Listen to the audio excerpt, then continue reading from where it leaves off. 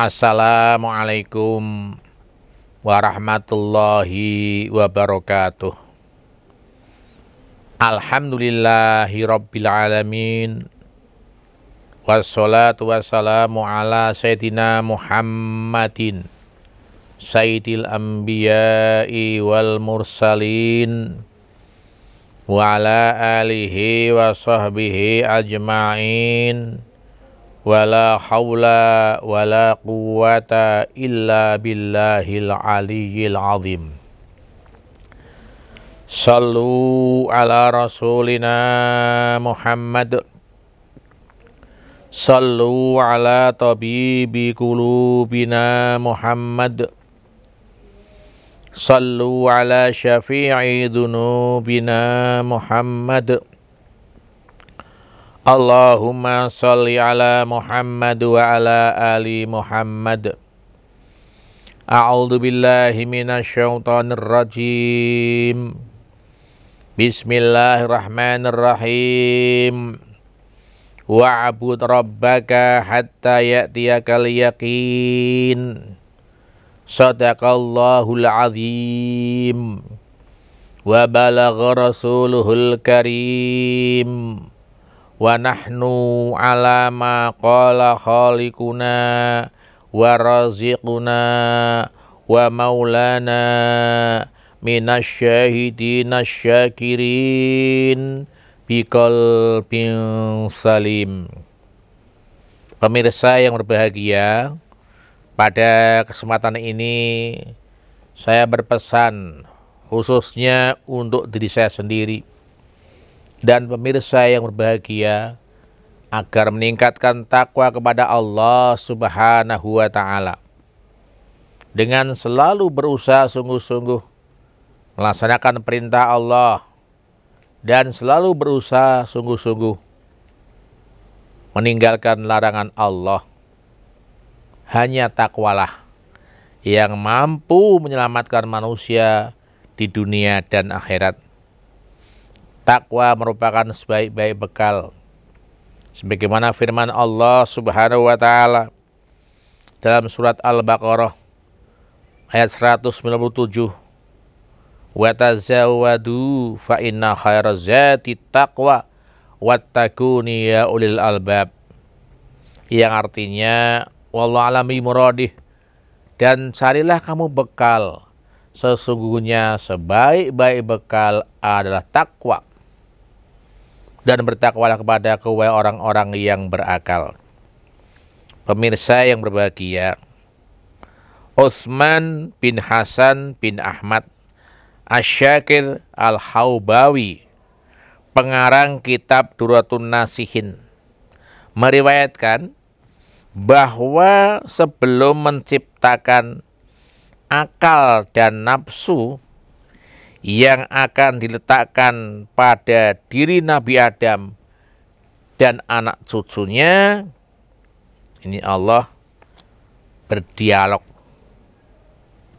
dengan akal dan nafsu. Sebab akal nafsu ini akan diletakkan pada Nabi Adam, sehingga sampai sekarang ini setiap manusia punya akal dan punya nafsu.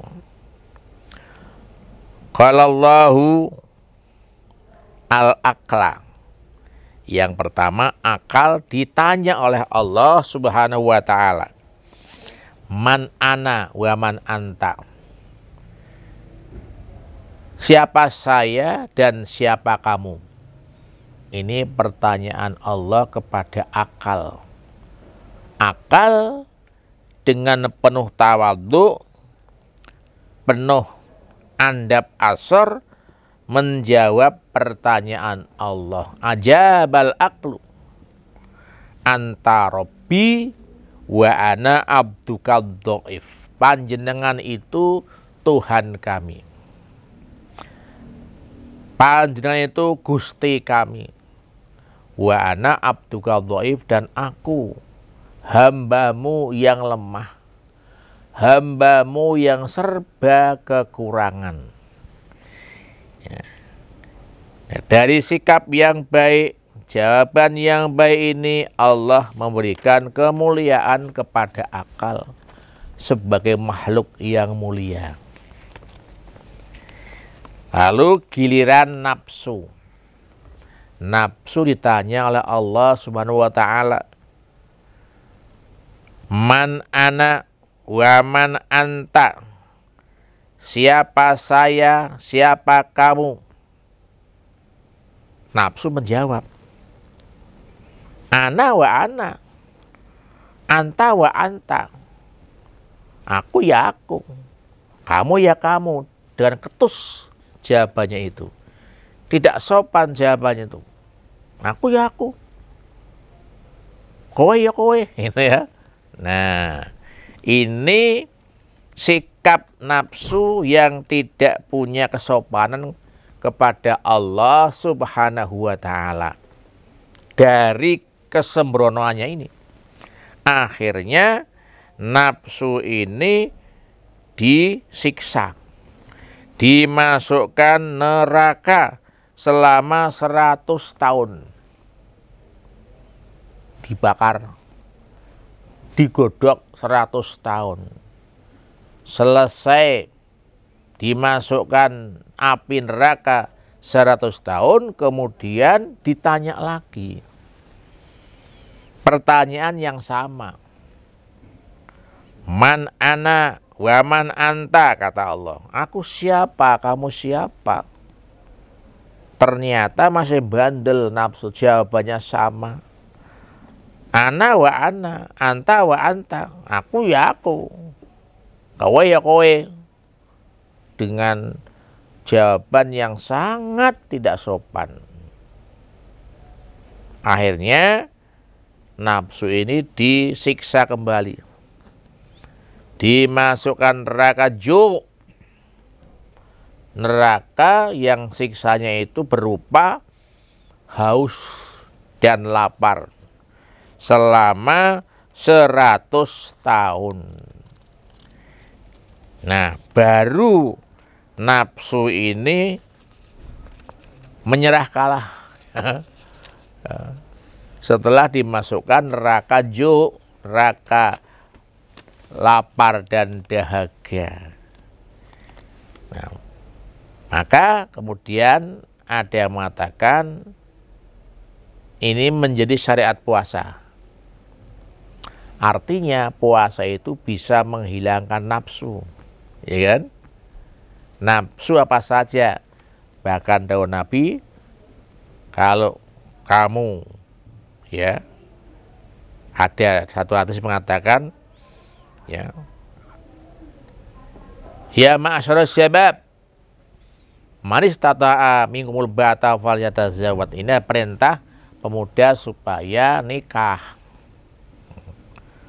Kalau kamu sudah mampu, ya nikahlah. Tetapi kalau kamu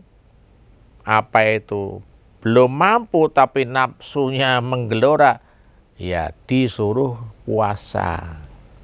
Puasa ini untuk membentengi kemaksiatan, membentengi kenekatan menerjang perintah Allah. Lalu bagaimana nafsu dan akal ini yang kemudian kita miliki ini? Jangan kemana-mana pemirsa setelah yang berikut ini.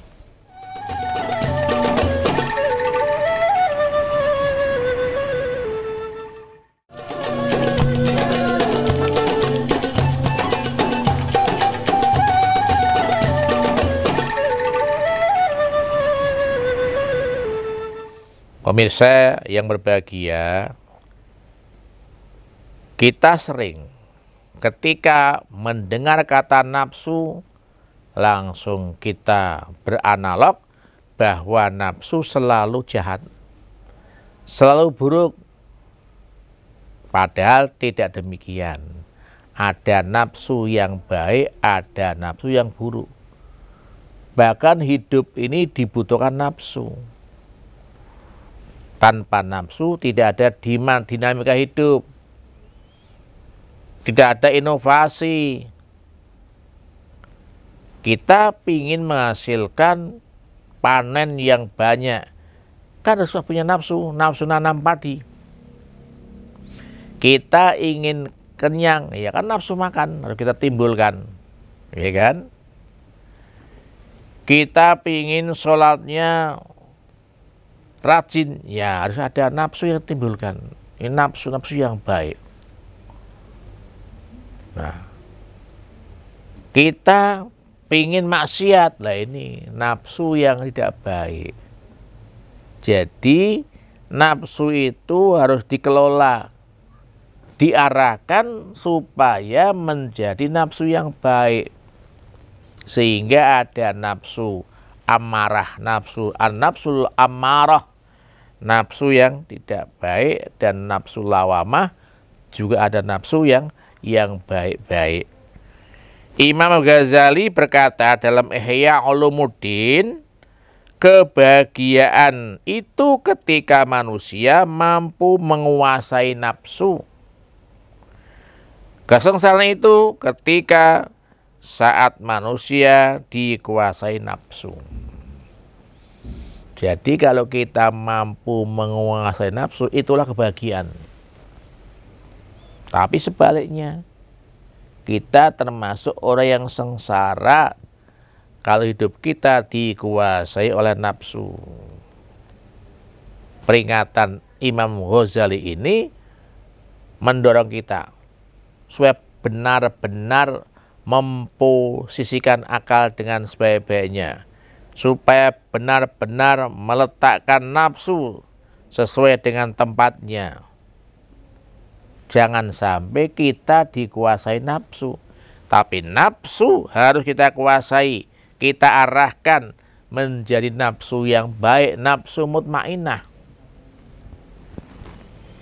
Rasulullah SAW bersabda, tidaklah beriman salah seorang di antara kalian sampai ia menundukkan hawa nafsunya untuk tunduk pada ajaran yang aku bawa. Kata Nabi, tidak dikatakan beriman sehingga dia sampai bisa menundukkan nafsu. Kalau kita bisa menundukkan nafsu, ya kita ini baru dikatakan beriman. Ya, beriman kepada Allah Subhanahu wa ta'ala. Dalam hal ini, sahabat Ali, khalifah yang keempat, sahabat Ali bin Abi Thalib mengatakan, aku takutkan atas kalian dua hal. Ali bin Abi Thalib mengkhawatirkan kepada kita umat Islam dua hal. Yang pertama, mengikuti hawa nafsu dan panjang angan-angan, suka ngelantur, suka ngelamun. Itu penyakit manusia yang harus kita babat. Sesungguhnya mengikuti hawa nafsu menghalangi kebenaran. Sedangkan panjang angan-angan, ngelantur, ngelamun, ini menjadikan menjadikan kita itu orang yang rugi. Nah, jadi nafsu ini harus kita hentikan, harus kita tundukkan, terutama nafsu-nafsu yang tidak baik. Memang berbicara soal nafsu dan akal ini hal yang berat, sebab sejarah manusia sudah dimulai dengan perangnya akal dan nafsu. Ketika peristiwa Qabil dan Habil, ya kan? Qabil membunuh Habil karena perselisihan di dalam perjodohan.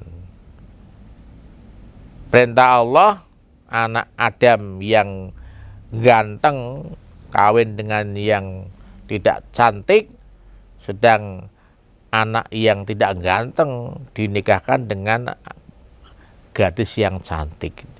Nah, perselisihan ini sampai terjadi pembunuhan. Pembunuhan yang pertama ya. Secara manusia, membunuh manusia itu yang pertama diawali yaitu persengketaan anak Adam. Bahkan waktu itu kan belum tahu bagaimana cara menguburkannya ya. Itu dalam riwayat Gagak memberikan inspirasi bagaimana mengubur sesamanya. Kalau Gagak mampu mengubur, memberikan contoh seperti itu, maka kemudian manusia bisa mengubur saudaranya itu. Dalam kitab Adabuddin wa Dunia, hawa nafsu sebagai penghalang kebaikan dan penentang akal. Karena hawa nafsulah manusia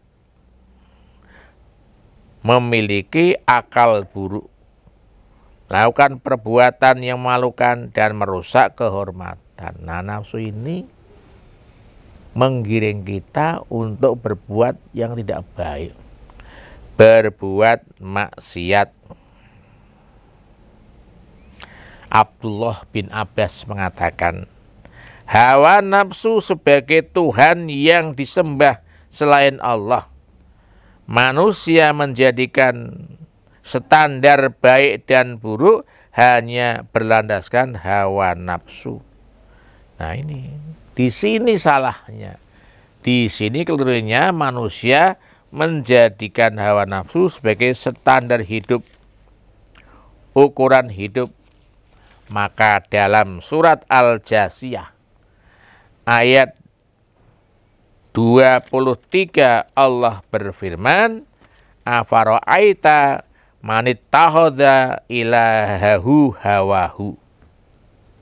Apakah engkau melihat orang yang menjadikan hawa nafsu sebagai Tuhan? Nah, ini. Apa faktanya? Manusia sering mentuhankan hawa nafsu. Mentuhankan kemauannya sendiri. Ya. Ini jangan sampai terjadi. Karena ketidakmampuan manusia untuk menekan hawa nafsu supaya dikuasai akal, ini sangat menentukan. Lalu bagaimana selanjutnya? Jangan kemana-mana pemirsa setelah yang berikut ini.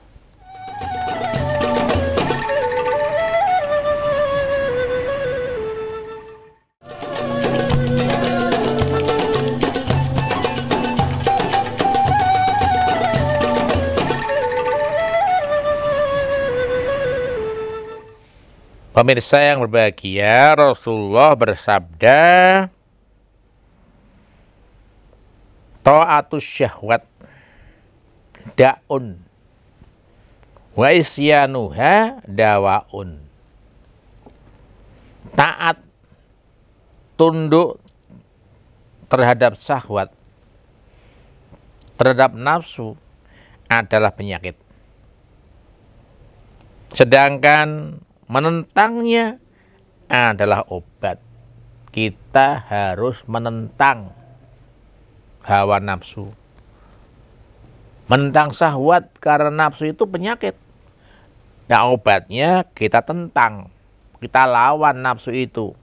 Akal harus berusaha melawan nafsu yang ada di tubuh manusia ini.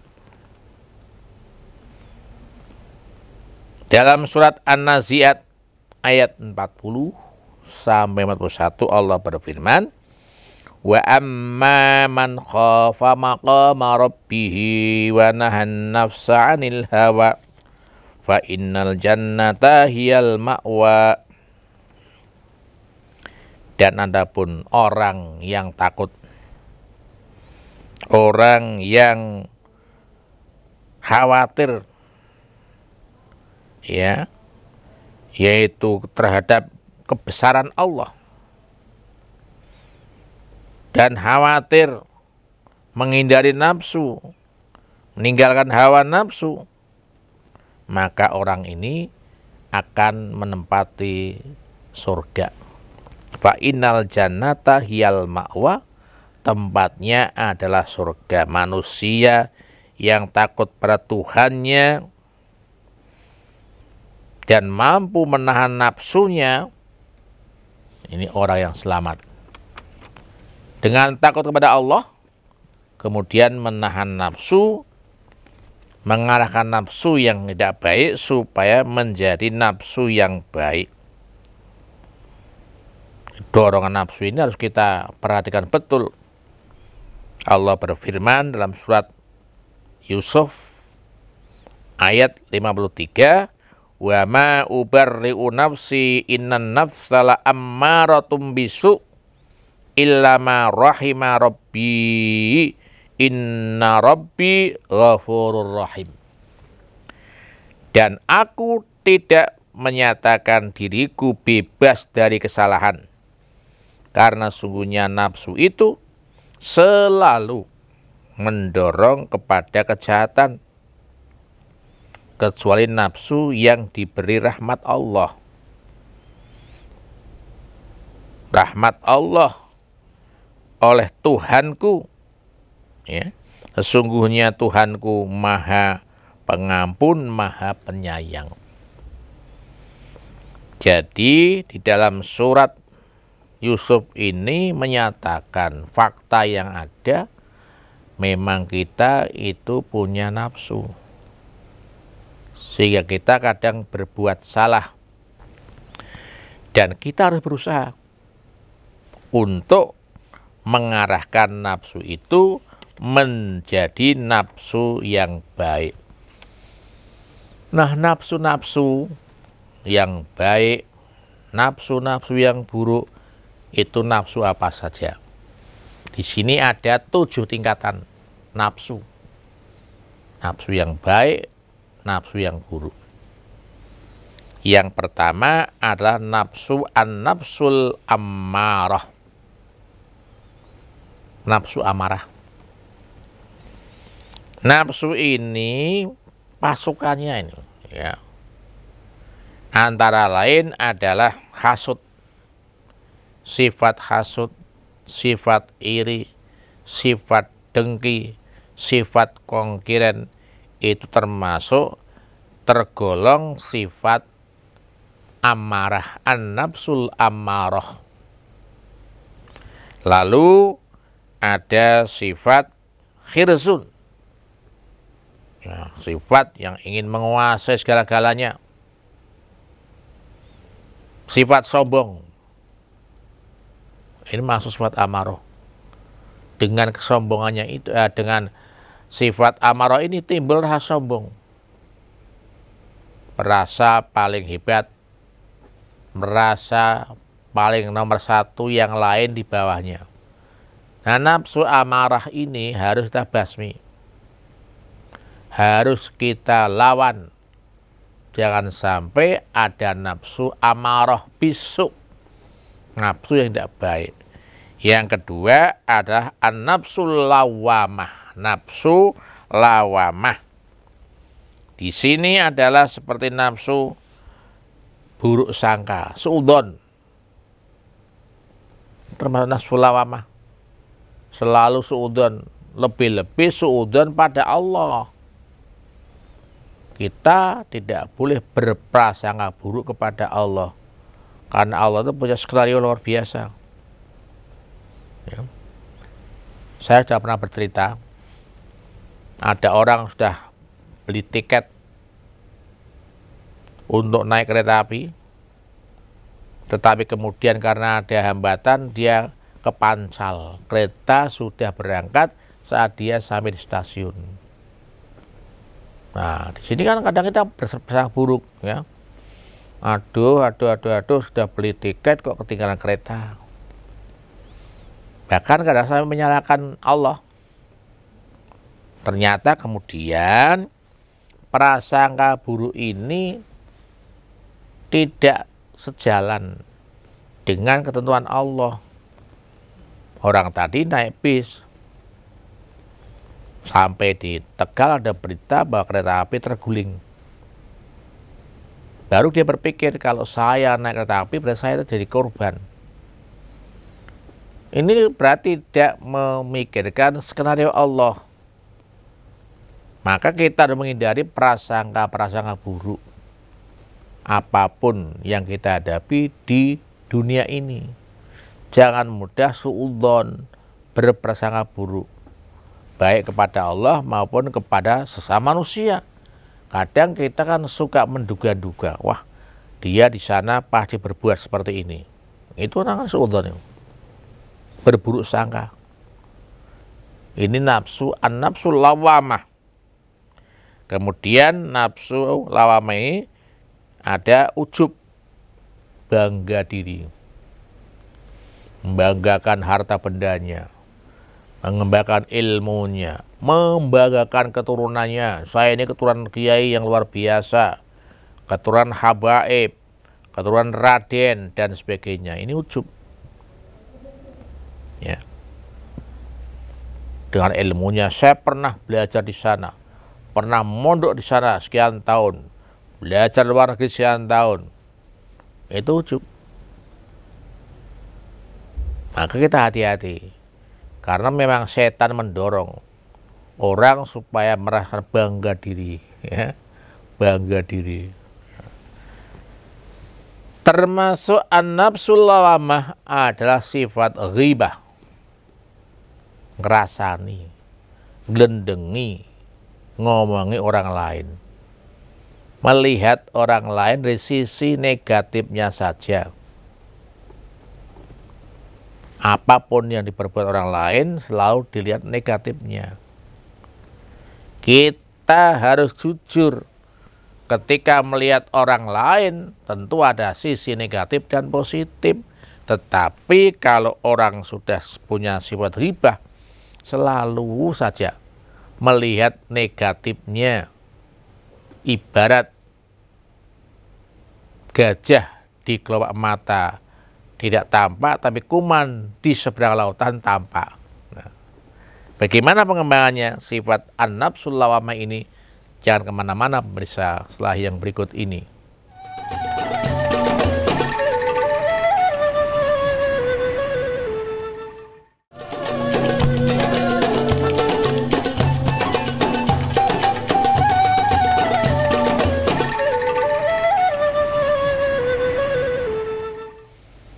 Pemirsa yang berbahagia, sifat selanjutnya adalah an-nafsul mulhimah. Nafsu mulhimah ini yang menjadi pasukannya adalah sifat tawadhu, sifat andap asor, sikap rendah diri, ya, bukan rendah hati. Saya ulangi, sifat rendah hati, bukan rendah diri. Lalu ada sifat rela, ridho. Ada sifat sabar. Ya. Ini termasuk an-nafsul mulhimah. Kita harus memiliki sifat sabar berkali-kali. Dan banyak ayat yang menyampaikan tentang kesabaran. Ini penting, sabar itu. Nah, sabar ini dikategorikan ada 3. Yang pertama, sabar melaksanakan perintah Allah. Sholat butuh kesabaran. Apalagi sholat pada waktu subuh itu butuh kesabaran. Ya, bertahan sebelum subuh sudah bangun. Mungkin dalam keadaan dingin, dalam keadaan kurang mengenakkan, ini perlu kesabaran. Puasa kan juga harus sabar. Perintah Allah kita kerjakan seperti puasa, ya sabar. Pergi haji butuh kesabaran. Nah, yang kedua, sabar meninggalkan perbuatan yang dilarang. Jadi kita harus sabar. Jangan sampai kita kemudian tidak kuat. Melihat orang lain berbuat kejelekan, kita kok tidak berbuat jelek ya. Itu perlu sabar. Bagaimana di tengah-tengah situasi seperti ini kita tetap sabar untuk tidak berbuat melanggar larangan Allah. Itu butuh kesabaran. Kalau tidak sabar, gelimpang. Akhirnya kita berbuat yang dilarang Allah. Yang ketiga, sabar menerima ujian Allah. Semua orang akan diuji. Ujian yang baik maupun ujian yang tidak baik. Wa nabluukum bisyarri wal khair. Diuji yang tidak baik, diuji yang baik, itu pasti terjadi. Kita harus sabar menerima ujian itu. Ini sabar yang paling berat ketika menerima ujian, menerima cobaan. Mungkin bisa berupa kecelakaan, musibah, kebanjiran, ditinggal orang yang sangat dikasihi. Ini perlu kesabaran. Nah, ini masuk kategori sifat an-nafsul mulhimah. Yang keempat adalah an-nafsul mutmainah. Irji'i ila rabbiki radiyatan mardiyah fadkhuli fi ibadi wadkhuli jannati. Sifat mutmainah ini harus kita munculkan. Seperti sifat tawakal. Kita tidak boleh merasa seakan-akan semua itu pribadi. Saya kalau sudah seperti ini pasti berhasil. Semua keberhasilan itu karena saya. Tidak seperti itu. Kita diperintahkan menanam padi, kita tanam supaya berbuah, supaya dapat panen. Tetapi kemudian kita pasrahkan pada Allah. Dalam perjalanannya, dalam prosesnya kita pasrahkan. Setelah kita berbuat, berusaha, ya kita pasrahkan. Tawakal pada Allah. Karena Allah yang mampu berbuat segalanya. Ya kan? Kita biasa saja. Nanam padi, kita rabuk, kita pelihara, belum tentu. Tiba-tiba kena banjir ya. Tiba-tiba kena wereng. Di sini perlu kita tawakal kepada Allah Subhanahu wa ta'ala. Lalu termasuk sifat syukur. Sifat mutmainah adalah sifat syukur. Menyukuri apa yang telah diberikan oleh Allah kepada kita. Bukan karena penilaian kita. Nikmat yang diberikan oleh Allah kita ukur dengan penilaian pribadi salah. Misalnya kita baru bersyukur kalau sesuai dengan hati kita. Kita tidak bersyukur karena tidak sesuai dengan hati kita. Tidak demikian apapun bentuknya. Kita syukuri. Jangan karena menurut selera kita. Karena apa yang diberikan Allah kadang-kadang kita sikapi, wah kok seperti ini, wah kok seperti itu. Padahal apa yang diberikan Allah dengan ukuran yang sudah Allah kehendaki. Nah, orang kayak begini kalau saya beri banyak malah kufur, ya kan ya. Itu, makanya kedepankan sifat syukur. Apapun yang kita rasakan, apapun yang diberikan Allah kepada kita, tetap kita syukuri. Bukan karena selera kita masing-masing sebagai manusia. Kemudian sifat khasyah, sifat takut. Ini termasuk sifat mutmainah. Kadang orang kan tidak takut ya, ya sampai nantang-nantang, neraka tak sanggo dhewe. Ini kan keterlaluan ya, konyol ya. Neraka sanggo dhewe. Tidak tahu neraka kayak apa ya. Tapi kita tumbuhkan sifat khasyah, takut akan siksa Allah Subhanahu wa ta'ala. Itu tumbuhkan rasa takut. Maka dalam Quran dan hadis kan diterangkan bagaimana siksa Allah ya. Lalu ada nafsu, an-nafsul radiyah, an-nafsul mardiyah, an-nafsul kamilah.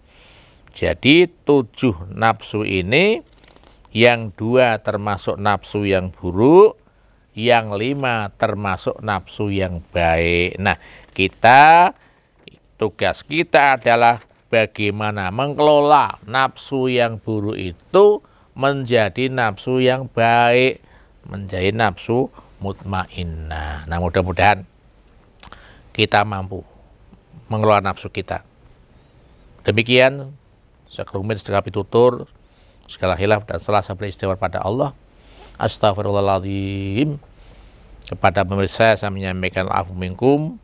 Mohon maaf, mudah-mudahan bermanfaat walaupun setipis kelamat. Bismillahirrahmanirrahim. Alhamdulillahirabbil alamin.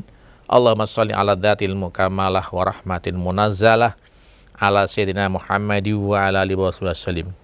Allahumma inna nas'aluka salamah wal afiyah wal barakah wan najah wasihah wal istiqamah wasa'adah wasyahadah wasa'ah wal mu'afatat daimah fid din wad dunya wal akhirah. Rabbana atina fid dunya hasanah wa fil akhirati hasanah wa qina adzabannar. Subhana rabbika rabbil izzati amma yasifun wa salamun alal mursalin walhamdulillahi rabbil alamin. Assalamualaikum warahmatullahi wabarakatuh.